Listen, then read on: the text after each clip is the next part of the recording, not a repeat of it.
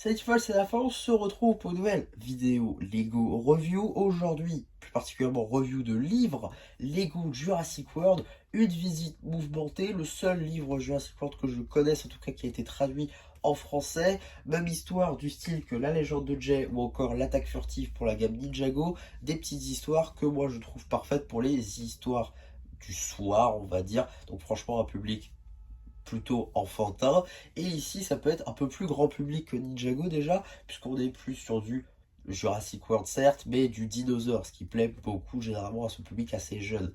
Donc on va pouvoir tout de suite voir qu'est-ce que nous propose cette histoire. Donc on suit tout à fait l'histoire d'Hudson, le plus grand fan du parc de Jurassic World, qui tentait de, on va dire, battre un record sur une des attractions, ce qui va d'ailleurs réussir. Le directeur du parc est justement là pour l'accueillir, pour lui donner son titre de premier et donc de détenteur du record, cette fois-ci avec un nouveau record, et lui propose une avant-première, tester une nouvelle technologie qui permet de faire le tour du parc, avec un système de briques rouges pour aller là où il faut aller. Donc ça fait un peu penser aux jeux vidéo Lego pour le coup, mais ça c'est plutôt sympathique. Donc Hudson accepte et commence son périple.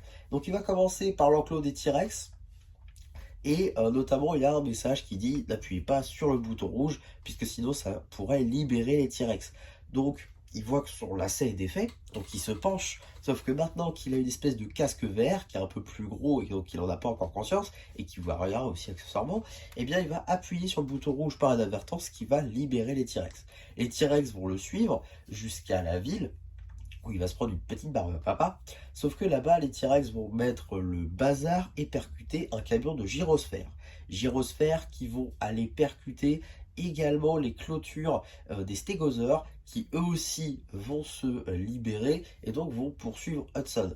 Parce que Hudson ne voit rien et n'entend rien, puisqu'il a continuellement un son et un casque vert qui lui empêche de voir. Il continue sa lancée et échappe in extremis aux stégosaures qui avancent devant eux et foncent dans le tas, quoi. Ils ne regardent pas vraiment qu'est-ce qu'ils ont autour d'eux. Ils sont pas vraiment conscients en même temps. Et donc ils continuent, ils continuent, ils continuent, ils continuent. Sauf que les stégosaures, bah, ça met un petit peu le bazar, et donc ça percute un camion qui va faire une réaction en chaîne qui va libérer également les pteranosaures, donc les dinosaures volants, j'ai pas le vocabulaire, excusez-moi. Et donc il y a beaucoup d'espèces différentes, ce qui fait qu'on va devoir appeler Luc, je crois que c'est ça, Luc, je crois que c'est ça, c'est Luc, l'unité de capturation ou un truc dans ce style. En tout cas, c'est une unité spéciale, une unité d'élite qui du coup va remettre les différents dinosaures dans leurs enclos respectifs. Donc cette équipe-là va être déployée sur toute l'île, sur tout le parc, afin de pouvoir les remettre dans leur enclos. Et Hudson est au milieu de tout ça, sauf que comme je vous l'ai dit, il n'entend rien et il ne voit rien. Et donc le temps que tout ça se termine, eh bien il retire son casque et il n'y a plus rien, tout a été refait. Donc finalement, il n'en a aucune idée de ce qu'il a provoqué ni de ce qui s'est passé.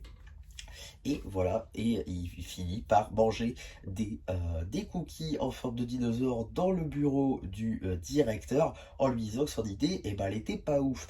Et ben en vrai, je comprends. Il a vu aucun dinosaure, et en plus, ça a mis le bazar dans tout le parc. Donc ouais, j'espère que cette idée, en tout cas, ne verra jamais le jour. Tout ça pour dire que c'est une histoire, là encore, qui se suffit à lui-même. Il n'y a pas forcément besoin d'avoir vu les films pour ça. Même tout autre projet. Voilà, tout ce qui va être dinosaure, c'est un peu grand public, on va dire, tout le monde peut suivre ça. Donc là encore, pour Histoire du Soir, ça peut très très bien passer avec des petites illustrations Lego. Franchement, je trouve, ça marche super bien. Là encore, ce que je pointe, on va dire, comme point négatif de ces livres-là, c'est le prix. 10,90 € pour 10 € de lecture, je trouve pas que ce soit très rentable, et je pense que déjà 5 € ça aurait pu déjà être mieux. Mais si vous tombez un jour sur ces livres-là en occasion, bah franchement foncez, parce que je pense que ça vaudra un peu plus le coup. Donc voilà ce que j'avais à dire sur ces divers livres, j'espère en tout cas que ça vous aura plu. Sinon n'hésitez pas à me dire en commentaire, n'hésitez pas non plus à liker la vidéo, à vous abonner, et voilà, bah, du coup c'est la plus qui vous dit bye bye.